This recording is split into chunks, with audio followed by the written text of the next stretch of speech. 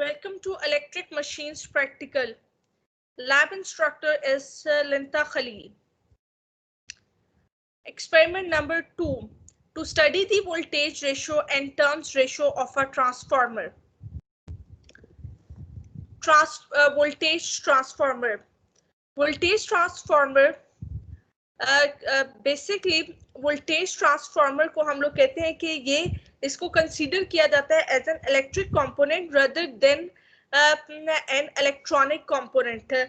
Transformer is basically a simple static electromagnetic passive electrical device that works on the principle of Faraday law of induction by converting the electrical energy from one value to another value. Basically transformer हमारे पास mutual induction के principal के ऊपर work कर रहा होता है.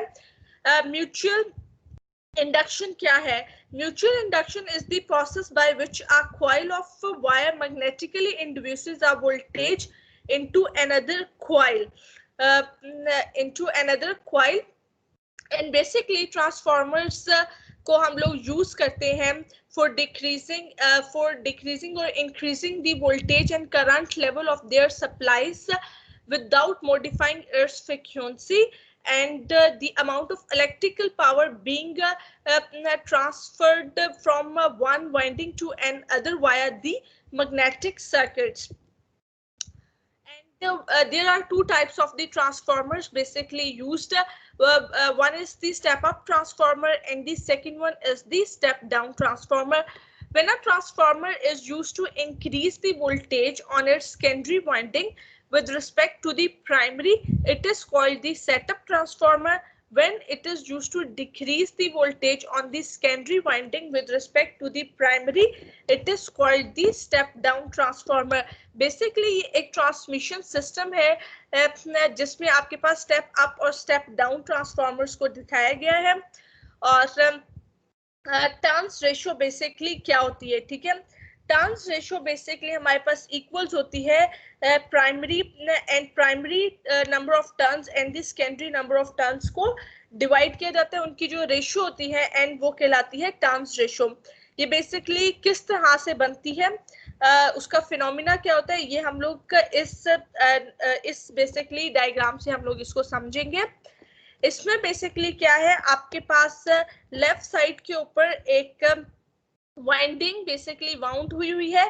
वो basically क्या है, वो हमारे पास प्राइमरी साइड है ट्रांसफार्मर की, उसको हम लोग बोलते हैं. और जो ये वाइंडिंग होती है उसको हम लोग ये बोलते हैं प्राइमरी वाइंडिंग है. उसके बाद हम लोग राइट साइड पे आते हैं, इसको बोलते हैं सेकेंडरी साइड. और इधर हमारे पास जो वाइंडिंग होती है उसको बोलते हैं सेकेंडरी वाइंडिंग. ठीक है, अब हम लोगों ने क्या करना होता है कि जब हम लोग एसी ऑल्टरनेटिंग जब हम लोग इसमें अप्लाई करते हैं एक एसी सोर्स को, ठीक है, उससे क्या होता है कि हम लोग फॉर एग्जांपल हम लोगों ने एसी वोल्टेज अप्लाई किया जो क्या होता है वीपी होता है. ठीक है, वीपी जो होता है और हमारे पास इस रेक्टेंगल के अंदर आपको एरोस से नजर आ रहे होंगे. ठीक है, वो बेसिकली क्या है, सॉफ्ट आयरन कोर होते हैं. ठीक है, ये आयरन के बने हुए होते हैं.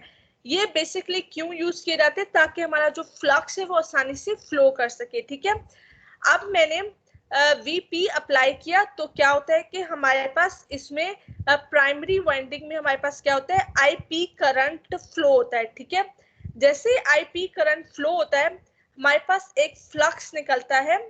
ठीक है, वो बेसिकली फ्लो करता है कोर में से होता हुआ, वो सेकेंडरी वाइंडिंग में से होता हुआ वापस प्राइमरी वाइंडिंग में आ जाता है. जब वो फ्लक्स सेकेंडरी वाइंडिंग से निकलता है तो वो चेंज होता है. ठीक है, हम लोग कहते हैं कि जैसे वो सेकेंडरी वाइंडिंग से गुजरता है तो हमारे पास एक वोल्टेज डेवलप होता है. वो क्या होता है, हमारे पास VS होता है, या हम लोग उसको लिखते हैं इलेक्ट्रोमोटिव फोर्स ES निकलते हैं. और वो जैसे ही वो फ्लक्स गुजरता है और वापस वो प्राइमरी साइड पे आता है तो हमारे पास प्राइमरी साइड पे क्या होता है, बैक EMF प्रोड्यूस हो जाती है. ठीक है, अब उसके बाद हम लोगों ने क्या किया, हम लोगों ने सेकेंडरी साइड की सर्किट को क्या किया, क्लोज किया. जब हम लोग इसको क्लोज करते हैं तो हमारे पास एक करंट फ्लो होता है. वो करंट क्या होता है, IS होता है. ठीक है, अब हम लोग कहते हैं कि प्राइमरी साइड पे अगर VP को इंक्रीज करते हैं तो फ्लक्स इंक्रीज होता है, अगर वीपी को डिक्रीज करते हैं तो फ्लक्स क्या होता है, डिक्रीज होता है। फ्लक्स के चेंज करने से हमारे पास सेकेंडरी साइड पे क्या है, वोल्टेज डेवलप होता है। उसके बाद हम लोग कहते हैं कि हमारी पावर क्या है, कांस्टेंट होती है। वोल्टेज इंक्रीज करता है तो करंट क्या होता है, डिक्रीज करता है, ठीक है। और उसके बाद ये बेसिकली एक टर्न्स रेशियो की इक्वेशन है। ये यहाँ पे भी बेसिकली वही फिनोमिना हम लोगों ने यहाँ पे बेसिकली ये बताया गया है कि हमारे पास जो if NS is more than NP then we have a step up transformer. अगर हमारे पास NS is less than NP होगा तो हमारे पास we have a step down transformer. इधर जो टर्न्स रेशियो है उसको डिफाइन किया गया है कि अगर सेकेंडरी साइड की टर्न्स रेशियो प्राइमरी साइड से ज्यादा होगी तो वो स्टेप अप ट्रांसफॉर्मर होगा, अगर वो कम होगी तो वो स्टेप डाउन ट्रांसफॉर्मर होगा। बेसिकली यहाँ पे हम लोगों को एक चीज बताई गई है, according to the Faraday law you can calculate the voltage induced in the primary or secondary winding of the transformer by calculating the N cross d phi over dt। the basic purpose क्या था कि हम लोग के पास जब voltage apply करते हैं, current flow करता है, उससे क्या होता है, हमारी प्राइमरी कॉइल में से फ्लक्स निकलता है और वो कोर में से होता हुआ सेकेंडरी वाइंडिंग में से गुजरता है, ठीक है, और फिर वो वापस प्राइमरी वाइंडिंग में आ जाता है, ठीक है। अब हमारे पास जो फ्लक्स था वो d phi over d t के इक्वल होता है। अगर सेकेंडरी साइड होगी तो वो NS होगा, ठीक है। अब हमारे पास जो वोल्टेज बनता है वो जैसे पावर की इक्वेशन होती है P इक्वल्स टू VI, अब VP इक्वल्स टू IP और हमारे पास VP इक्वल्स टू IP होता है और VS equals to VS IS होता है, ठीक है। अब हम लोग इस इक्वेशन को कंपैरिजन करते हैं। बेसिकली उसमें क्या होता है कि VS over VP equals to IP over IS होता है, ठीक है। ये हमारे पास क्या है, बेसिकली वोल्टेज इनटू करंट की बेसिकली हम लोग एक कह सकते हैं कि इक्वेशंस को हम लोगों ने फाइंड आउट किया। उसके बाद हम लोग कहते हैं कि हमारे पास जो VS होता है वो इक्वल्स होता है NS d phi over dt की, और जो VP होता है वो होता है NP d phi over dt की, ठीक है। अब इन दोनों इक्वेशंस को जो करंट की थी और ये वाली इक्वेशंस थी, अब सॉरी इन दोनों इक्वेशंस को जो VS और VP की है, इन दोनों इक्वेशंस को हम लोग क्या करेंगे, डिवाइड करते हैं, तो हमारे पास इक्वेशन क्या निकलती है, N equals to basically equation होती है वोल्ट्स वाली ना, VS over VP sorry VS equals to VP equals to NP over NS होती है। और हम लोग इसको कहते हैं कि किसके इक्वल्स होती है, ट्रांस रेशियो जो होती है वो इक्वल्स होती है NP ओवर NS के होती है, ठीक है। ये यहाँ पे वही चीज के VN over V out equals to NP over NS के इक्वल होती है, ठीक है।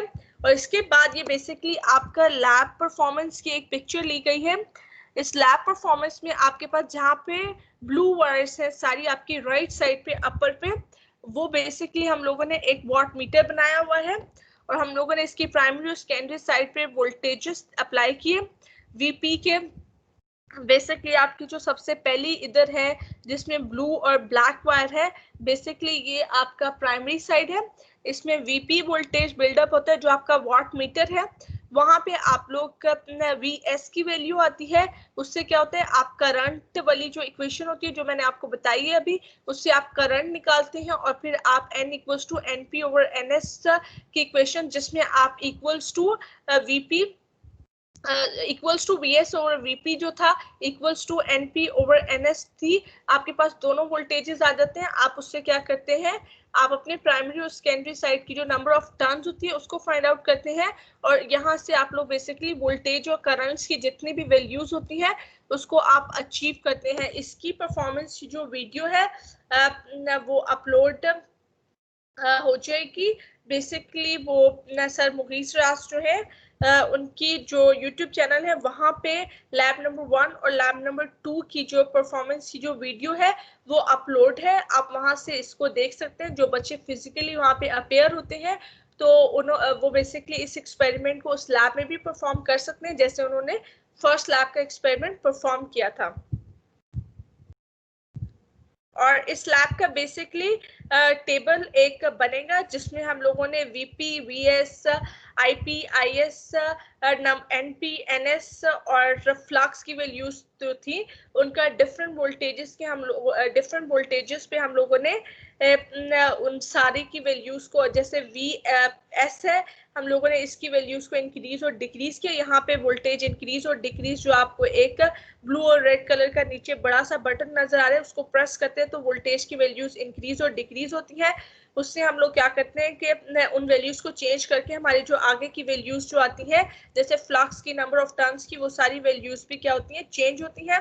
और आप वहां से फिर इस एक्सपेरिमेंट को बेसिकली डिफरेंट वैल्यूज के ऊपर इसका एनालिसिस आप लोग कर सकते हैं।